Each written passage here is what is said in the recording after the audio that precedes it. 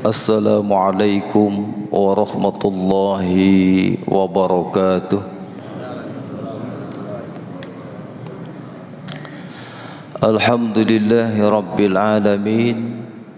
Wassalatu wassalamu ala khatamil anbiya'i wal mursalin wa ala alihi wa sahbihi wa man tabi'ahum bi ihsanin ila yaumiddin, amma ba'du. Yang kami hormati Takmir Masjid Asy-Syiddiq, mudah-mudahan senantiasa dimuliakan Allah Subhanahu wa taala. Yang kami hormati tokoh agama, tokoh masyarakat, ustadz dan ustazah yang mudah-mudahan senantiasa dimuliakan Allah Subhanahu wa taala. Yang kami hormati Bapak Ibu jamaah salat subuh dan jamaah pengajian rutin Sabtu pagi dalam pembahasan kitab Matan Abu Suja, yang mudah-mudahan senantiasa dimuliakan Allah Subhanahu wa taala. Pertama, marilah kita panjatkan puji syukur kehadirat Allah Subhanahu wa taala. Alhamdulillah, pada kesempatan pagi hari ini kita bisa berkumpul di masjid ini tanpa ada satu halangan apapun. Tak lupa salawat beriring salam senantiasa kita kirimkan kepada junjungan kita Nabi besar Muhammad sallallahu alaihi wasallam. Mudah-mudahan kita termasuk umatnya yang akan mendapatkan syafaat di yaumul qiyamah nanti. Bapak Ibu yang kami hormati, melanjutkan pembahasan kitab Al-Imta' bi Syarhi Matan Abi Syuja, kita masuk pembahasan faslun al-waqfu, fasal yang menjelaskan tentang wakaf. Dijelaskan di dalam kitab ini al-waqfu lughatan al-habsu. Jadi wakaf secara bahasa artinya menahan. Wa syar'an, dan menurut istilah syara, habsu mal muayyan qabila lin naqli yumkinul intifa'u bihi ma'a baqa'i ainihi, yaitu menahan harta tertentu yang memungkinkan harta tersebut bisa dimanfaatkan ma'a baqa'i ainihi, dan barang atau harta tersebut itu tetap, wujudnya tetap, tidak hilang, tidak habis untuk dikonsumsi ataupun dipergunakan. Biqat'i tasarrufihi. Kemudian hukmul waqfi, hukumnya wakaf ini mustahabun, adalah dianjurkan atau disunnahkan. Bisyuruti wa'ibarul musannif bil jawazi, dan penulis kitab ini menjelaskan hukum wakaf itu diperbolehkan. Kemudian di dalam matanya dijelaskan wal waqfu jaizun bisalasati syara'id, dan wakaf itu diperbolehkan dengan 3 syarat. Syarat yang pertama, ayyakuna mimma yuntafa'u bihi ma'a baqa'i ainihi, hendaklah harta yang diwakafkan itu sesuatu yang bisa dimanfaatkan serta keadaannya tetap utuh. Jadi sing jenengane wakaf niku contoh Pak, wakaf tanah diwakafkan kepada masjid, diwakafkan kepada pondok pesantren, diwakafkan kepada lembaga sosial, ataupun diwakafkan untuk kaum muslimin. Ini barang yang diwakafkan harus tetap, tidak hilang. Kalau umpamanya wakaf nasi bungkus 100 box, nggak bisa. Itu namanya sodakoh Pak. Karena apa? Nasi bungkus begitu dikonsumsi habis. Tapi kalau tanah tidak. Bisa tanah itu nanti dibikin pondok pesantren, dibikin masjid, Ataupun kalau umpamanya ada orang yang mewakafkan tanah di pinggir jalan, diwakafkan untuk Masjid Asy-Syidik Pucang. Lalu untuk apa pemanfaatannya? Bisa jadi menjadi wakaf produktif. Tanah-tanah pinggir jalan dibikin kios. Nanti setelah dibikin kios, hasil daripada menyewakan kios ini dipergunakan kemanfaatannya untuk kemakmuran masjid. Dan ini luar biasa di dalam Islam itu, seperti Universitas Islam Al-Azhar Kairo itu, di sana orang kuliah S1, S2, S3 gratis. Paling biaya hidup yang ditanggung sendiri, sewa rumah atau sewa kos-kosan, tapi biaya pendidikan gratis. Dari mana itu? Dari hasil wakaf-wakaf produktif yang dimiliki oleh Universitas Islam Al-Azhar Kairo, untuk membayar dosen, untuk operasional, untuk biaya pendidikan cukup. Bahkan pernah negara Mesir itu meminjam uang kepada Universitas Islam Al-Azhar Kairo karena adanya keperluan untuk membiayai kos negara. Malah justru nyilih maring wong Islam, negarane nyilih. Jadi harta yang diwakafkan pertama boleh dimanfaatkan, bisa dimanfaatkan, dan ma'abaqa'i ainihi, barangnya tetap tidak habis, tidak habis. Satu contoh, tanah itu, tanah diwakafkan, dan umumnya orang itu mewakafkan tanah untuk masjid, untuk pondok pesantren.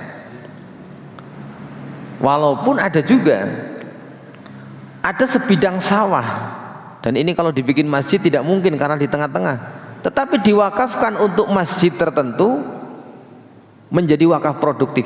Hasil daripada tanaman padi itu, hasilnya masuk ke kas masjid untuk kemakmuran masjid. Kemudian selanjutnya, syarat yang kedua, wa ayyakuna ala aslin mawjudin wa far'in la yanqati. Hendaklah harta yang diwakafkan itu sudah ada, barangnya sudah ada, Pak. Kalau ada orang mengatakan saya mau wakaf tanah nanti kalau sudah saya beli, untuk beurung arep wakaf, memang sudah ada.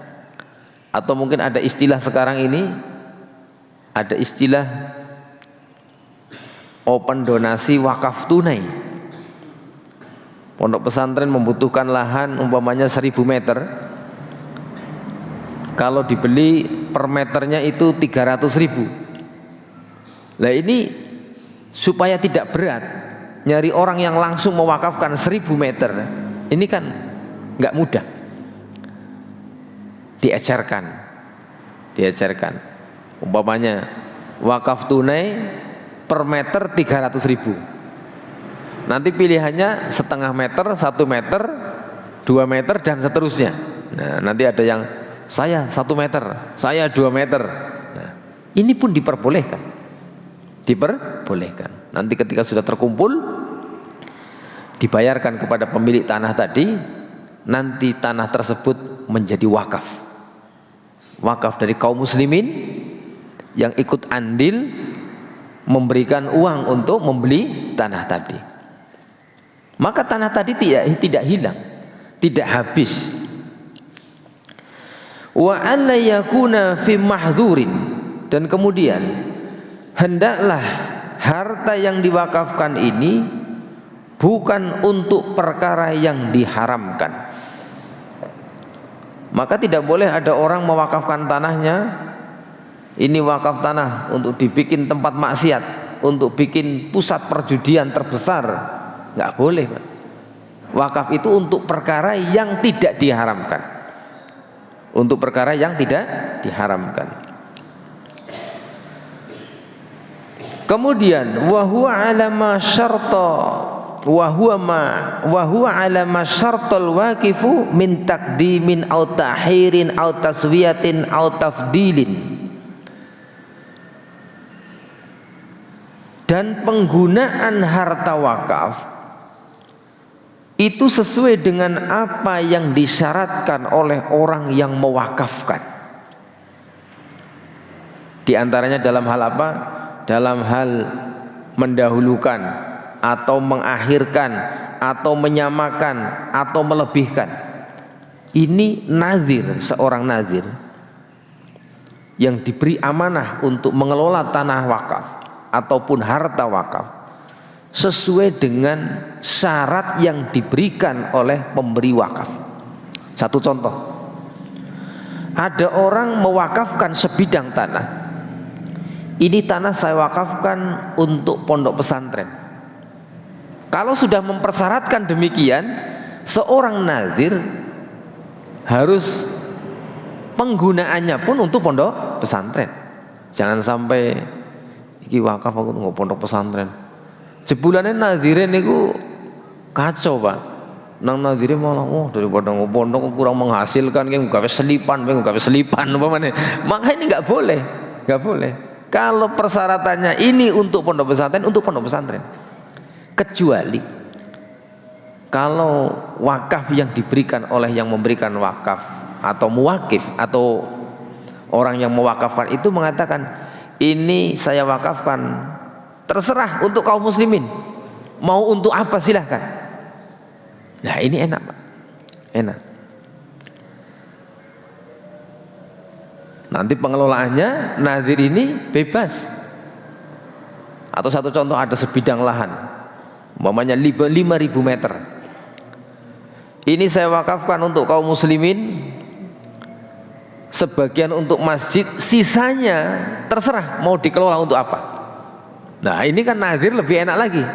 Mungkin dibikin masjid, nanti sekitar masjid dibikin kios-kios Pak, kios-kios. Nanti mungkin dekat masjid ada penginapan, yang nanti semuanya hasil sewa kios, hasil penginapan ini masuk untuk mengelola operasional masjid. Nah ini lebih luas lagi Pak, enak. Kemudian selanjutnya dijelaskan di dalam kitab ini, di dalam syarahnya, wad dalilu khabaru Muslim, dan dalil tentang wakaf ini adalah di dalam riwayat Imam Muslim. Nabi SAW bersabda, idza mata ibnu Adam in qata'a amaluhu illa min salasin. Ketika manusia sudah meninggal dunia, maka terputus seluruh amalnya kecuali 3 perkara. Shadaqatun jariyatun, yang pertama adalah sedekah jariyah, dan wakaf ini masuk kategori sedekah jariyah karena pahalanya akan terus mengalir sekalipun orang tersebut sudah meninggal dunia. Satu contoh umpamanya, dulu yang mewakafkan masjid ini umpamanya, dulu beli apa wakaf, taruhlah yang mewakafkan masjid, tanah untuk masjid ini, sekalipun orangnya sudah meninggal dunia, masjid ini setiap hari dipakai untuk sholat, setiap hari dipakai untuk orang safar istirahat, kemudian setiap hari tertentu ada taklim, ada kajian, maka setiap saat itu pula pahala mengalir untuk dia, untuk orang yang mewakafkan tanah ini untuk masjid.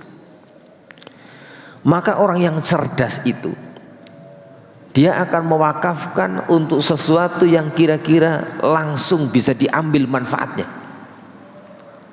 Umpamanya jenengan kok wakaf maring nazir, nazire ora gercep Pak, wakaf tanah 1000 meter, nganti bertahun-tahun ngedongkrong bae Pak, ora dikapak-kapak. Kenapa?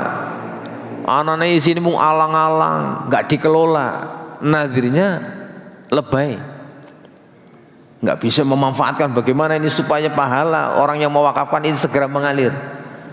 Gena-gena wis wakaf nemen-nemen dicurna bae.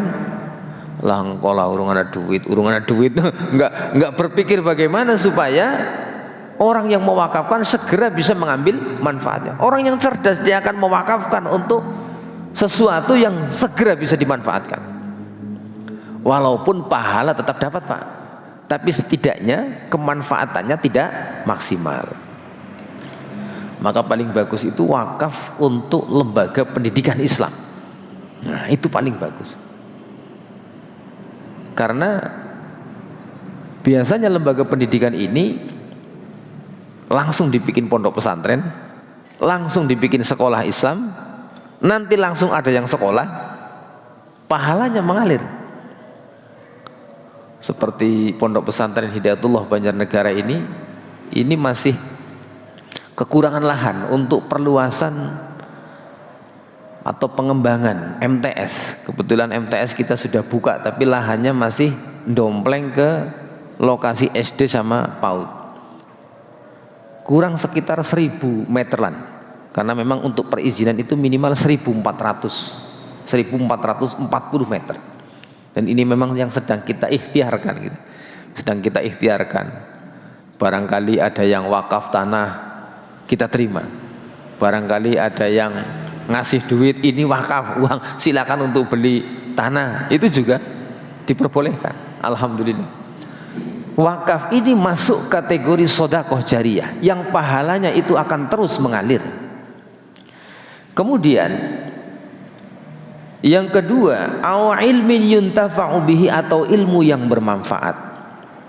Ada guru TPQ yang kelihatannya mungkin bisa dikatakan kurang diperhatikan di masyarakat, tapi dia mengajarkan alif bata, anak-anak bisa membaca Al-Quran, nanti tumbuh dewasa pun bekal utama dia membaca Al-Quran. Ini akan menjadi pahala yang mengalir. Atau mungkin seorang guru di madrasah, walaupun gajinya kecil, di bawah UMR umpamanya, kalau dilakukan dengan ikhlas, ilmu yang bermanfaat itu akan dimanfaatkan. Nanti mungkin dari murid-muridnya ada yang menjadi ustadz, menyebarkan ilmu kemana-mana. Dari murid-muridnya itu nanti ada yang menjadi orang-orang besar. Sekalipun guru tadi sudah meninggal dunia, ini pahala akan terus mengalir. Terus mengalir. Jadi jenengan nek duwe ilmu sing manfaat niku ajaiman-eman tular-tular. Nah, tular-tular. Menularkan ilmu.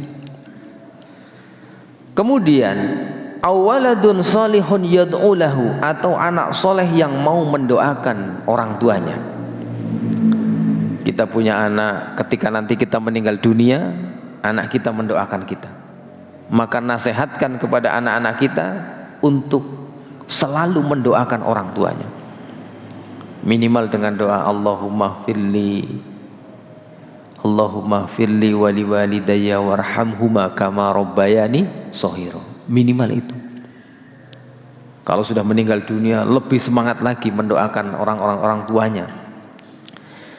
Kemudian dijelaskan, wal muradu minas shadaqatul jariyah al waqfi. Jadi yang dimaksud dengan sedekah jariyah adalah wakaf ini.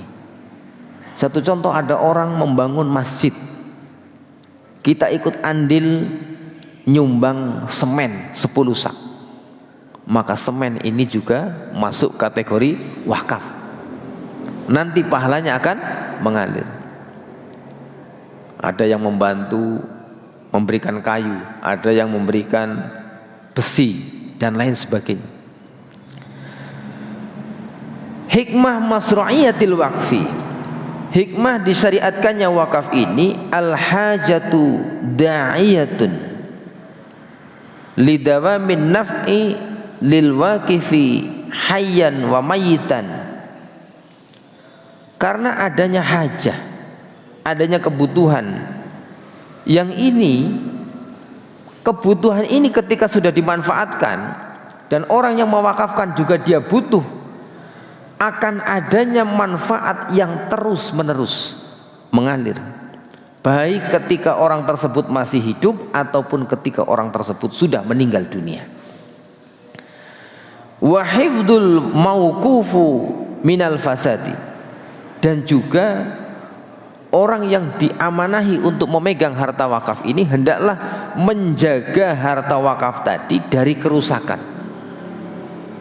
Dan juga wakaf itu harus ikhlas. Harus ikhlas. Jangan sampai ada orang wakaf itu, wah iki lemah iki tak wakafna lah nggo masjid. Men nyongko dadi wong terkenal. Nah, ini enggak boleh. Atau juga dalam pengelolaan wakaf ini, karena harta wakaf adalah harta yang sudah diserahkan untuk Allah Subhanahu wa taala. Berarti nek lemah wis diwakafna nggo pondok pesantren, itu berarti sudah diserahkan untuk Allah. Walaupun nanti nazir pengelolanya ada orang tertentu. Maka seolah-olah itu seperti orang yang sudah los, Pak. Mungkin kayak dene tiang sing buang hajat nih, Pak. Los sudah, terserah nazir mau dikelola bagaimana. Jangan lantas ada orang mewakafkan tanah, umpamanya untuk pondok pesantren, dia ikut ngatur, Pak. Ngatur, Pak. Lah iki golek wakaf iki kepriwe iki wong jarene wis diwakafna tapi ora pokoknya kudu manut karo nyong. Lah kalau memang ada persyaratan-persyaratan itu harusnya sudah disampaikan dari awal. Kemudian selanjutnya wakaf itu yaitu yang dimaksudkan wakfil ardi wal aqari. Wakaf berupa tanah, wakaf berupa properti. Umpamanya wonten bos perusahaan perumahan atau developer istilahnya ya, punya rumah perumahan itu 100 unit, kemudian mewakafkan untuk Masjid Asyidik Pucang 3 unit rumah saya wakafkan untuk Masjid Asyidik Pucang, umpama ini Pak. Walaupun itu nanti disewakan, walaupun itu nanti taruhlah dimanfaatkan untuk apa, kalau disewakan hasilnya masuk ke masjid. Dan ini diperbolehkan. Atau jenengan ada yang punya satu contoh, punya kos-kosan, Pak. Punya kos-kosan ada 20 pintu. Yang 10 pintu untuk sendiri, untuk kebutuhan sehari-hari. Kemudian selanjutnya arkanul wakfi, rukun-rukun wakaf. Yang pertama wakifun, ada orang yang mewakafkan. Yang mewakafkan ada. Yang kedua mauqufun alaih, ada orang yang menerima wakaf. Istilahnya kalau dalam catatan pembuatan akta wakaf itu nazir, Pak. Nazirnya mauquf. Kemudian yang ketiga ada harta yang diwakafkan. Harta yang diwakafkan ada. Kemudian yang keempat sighot, adanya ijab kabul. Satu contoh, ini tanah saya wakafkan untuk masjid tertentu. Kemudian nazirnya mengatakan, iya saya terima. Kalau sekarang harus ada pencatatan, Pak. Harus ada materai, harus segera dilaporkan. Itu menjadi data tanah-tanah wakaf. Kemudian syurutul wakif, syarat orang yang mewakafkan tanah atau mewakafkan harta tertentu. Yang pertama al-ikhtiyar, hendaklah orang tersebut mewakafkan karena kemauan sendiri. Memang karepe dewek, Pak. Fala yasihul wakfi min mukrah, maka tidak sah wakaf itu ketika dipaksa. Ana wong sugih, Pak, main todong, Pak. Lha riko bondone timbang pirang-pirang saweh ombo. Wakafna ya 1000 ya. Kudu diwakafna lho, kudu diwakafna lho. Lah niki mboten sah, Pak. Mboten sah. Lah nek wis ditodong kados niku, arep ora diwakafna ya kepriwe, diwakafna ya eman-eman, wong anake kasih cilik-cilik, kasih pirang-pirang lah. Maka tidak boleh dipaksa. Kalau hanya sebatas memberikan anjuran al-hasu ilal khair. Umpamane kados niki, Pak. Monggo Bapak Ibu ingkang kersa badhe wakaf, niki kleres kula badhe bangun niki untuk fasilitas majelis taklim. Nah niki kan sebatas anjuran. Tapi nek maksa, mungkin tiang sing mewakafkan karena terpaksa, wakafnya menjadi tidak sah. Jadi hendaklah memang kemauan dari orang yang mewakafkan. Selanjutnya, yang kedua, ahliyatu tabarru' fil hayati. Hendaklah yang mewakafkan itu memang orang yang diperbolehkan mentasarufkan harta, atau disebut dengan ahli tabarru'. Fala yasihu minasobi, maka tidak sah wakaf itu dari anak kecil. Umpamanya anak wong sugih ninggal, anaknya si cilik-cilik, bandane pirang-pirang Pak, sawah amba, umah akeh, kebone juga pirang-pirang. Anak kecil ini karena bingung, ki bandar kok ngapa ya, pusing ya. Anak kecil mewakafkan kepada lembaga tertentu, maka wakafnya tidak sah. Wakaf dari anak kecil. Anak kecil belum tahu. Bisa jadi nanti kalau sudah dewasa, iya ya ternyata nyong gemien aku umpamane tak nggo gawe apa ya lumayan kena nggo usaha iki. Tidak sah karena anak kecil tidak termasuk ahlu tabarruk. Atau orang gila. Orang gila mewakafkan maka tidak sah karena orang gila tidak termasuk ahlu tabarruk. Awil mahjuru alaih bisafihi, atau orang yang memang dia itu mahjur alaih, tidak boleh melakukan transaksi-transaksi besar. Bisafih, contohnya dengan kebodohannya. Nek cara kulan panjenengan anak idiot atau orang idiot, kalau dia mewakafkan maka tidak sah. Tidak sah. Jadi harus ahlu tabarruk.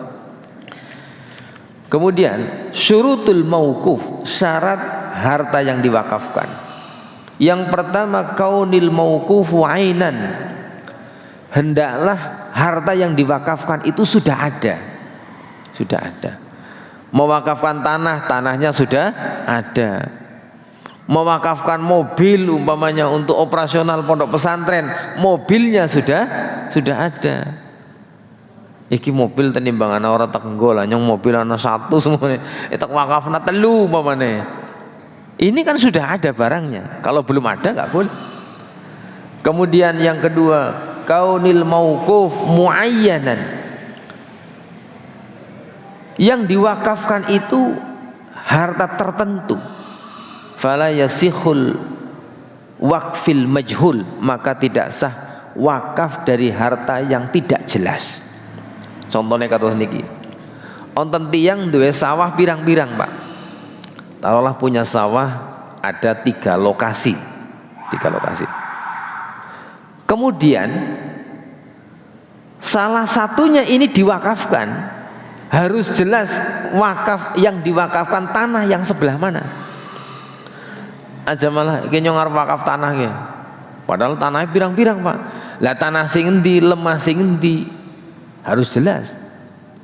Tanah yang di pinggir jalan umpamanya, atau mungkin tanah yang di sebelah sawah, tanah yang di sebelah perumahan, ini harus jelas, harus muayyan. Maka kalau tidak jelas, wakafnya tidak sah. Syarat yang ketiga, kaunil mauquf mulkan lil waqif, hendaklah yang diwakafkan itu memang milik daripada orang yang mewakafkan. Umpamanya nih ada satu orang tua yang anaknya banyak, taruhlah anaknya 3. Kemudian begitu meninggal dunia, peninggalan tanahnya ini kan banyak. Harta tanah tadi belum dibagi kepada ahli waris masing-masing, belum dibagi. Kemudian ada anaknya yang mewakafkan, padahal itu belum menjadi milik dia secara sempurna. Nyong arep wakaf lemah bapaknya nyong ngomongnya. Lah ini yang miliknya yang sebelah mana? Kan bisa jadi itu milik yang punya kakaknya atau punya adiknya. Kalau mau mewakafkan, dibagi dulu. Sudah dibagi tanahnya itu, mungkin yang sebelah sana untuk kakaknya, untuk adiknya, untuk bekayunya. Sudah jelas ini punya saya, ini bagian waris saya. Kemudian mau diwakafkan sebagian, itu sah, nggak masalah, karena memang sudah menjadi miliknya.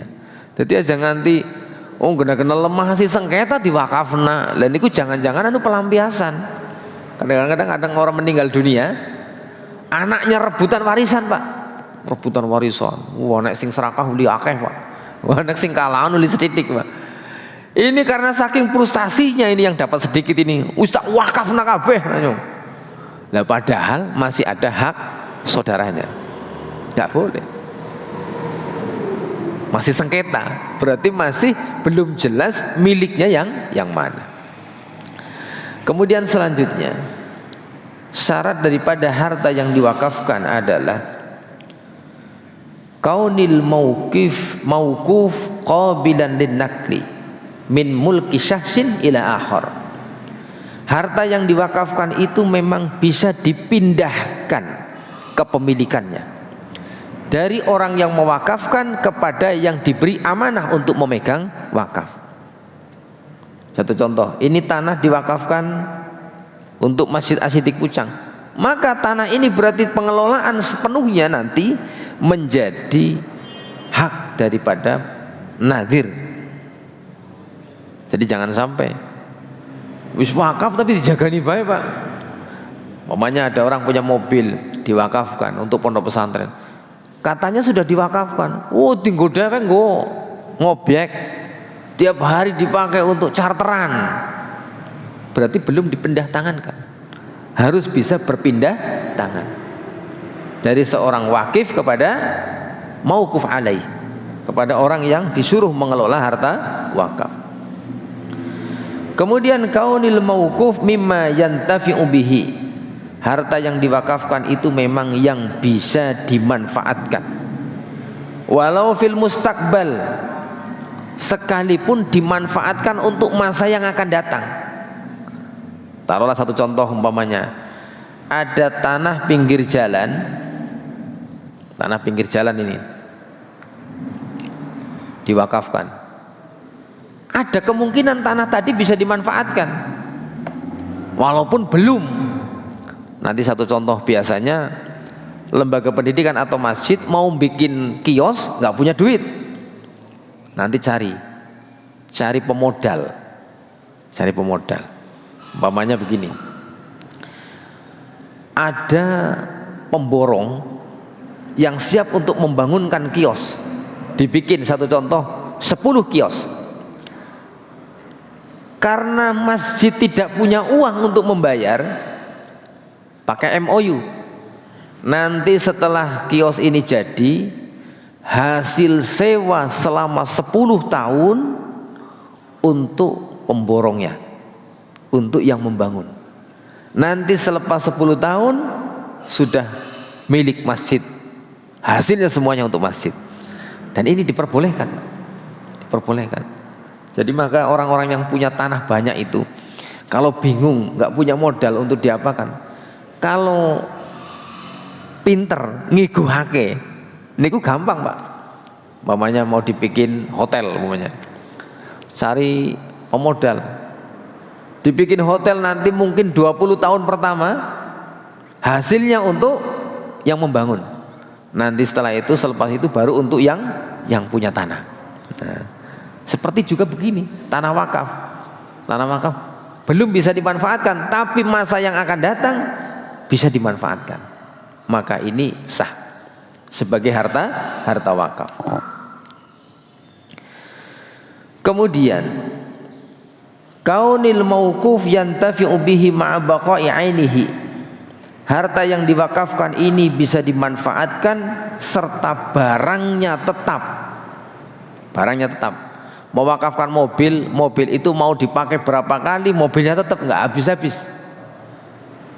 Walaupun suatu ketika nanti akan rusak juga, tapi tidak langsung. Kalau merawatnya bagus akan lama. Maka seorang yang diberikan amanah wakaf itu hendaklah pandai menjaga. Aja nganti diwehi wakaf mobil, Pak, mentang-mentang udah mobil modalnya dewek kayak gue ya, uang gue gerakan Umpamane ya nggo latihan nyupir, sing latihanan urung memungkinkan. Santrine pada latihan nyupir, dela-dela keradak nyerempet wit, keradak nabrak glugu, umpamane ya dela ya ajur.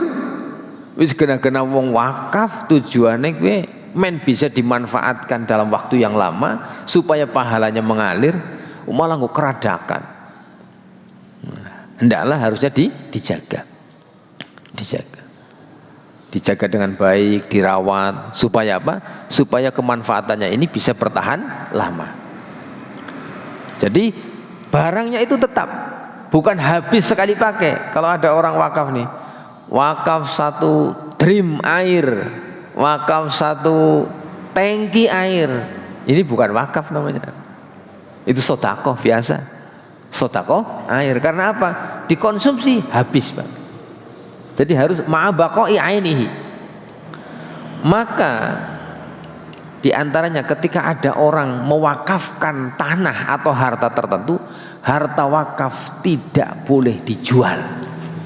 Tidak boleh dijual. Kena wakaf malah didol nggak boleh, kecuali kalau boleh ditukar guling.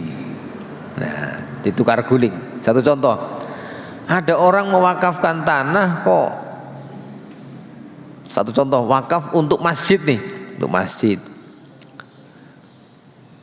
Sudah dibikin masjid, penduduknya ramai. Suatu ketika ternyata penduduk situ pindah semua, Pak. Pindah semua. Pindah kampung. Akhirnya masjidnya ngedangkrang orang ana sing nganggo. Karena nggak ada masyarakat di situ. Dan lahan di sekitarnya semuanya berubah menjadi ladang, ditanduri karet, ditanduri sawit. Maka supaya ada kemanfaatan yang lebih, tanah wakaf ini boleh dijual, tapi harus dibelikan lagi di lahan yang lain, di tempat yang lain. Ada harta tanah wakaf dijual langsung untuk beli di tempat yang lain, bukan malah didol. Lah tenggo gisit. Akhirnya entek, begitu entek arep nggo tuku maning, bingung maning, Pak. Bingung. Lah kan bahaya nanti. Bahaya. Jadi kalau tukar guling, kalau memang ada kemanfaatan yang lebih besar, diperbolehkan. Karena daripada nanti masjidnya nggak pernah dipakai untuk sholat, Pak. Namanya nggak ada penduduknya. Malah nggo kandang darah, malah nggo kandang manuk. Isinya manuk gereja atau ya, wong masjid di sini manuk gereja umpamanya. Lah, daripada seperti itu boleh. Tapi kalau tidak ada hajah, tidak ada kebutuhan, tidak boleh. Tidak diperbolehkan. Kemudian selanjutnya,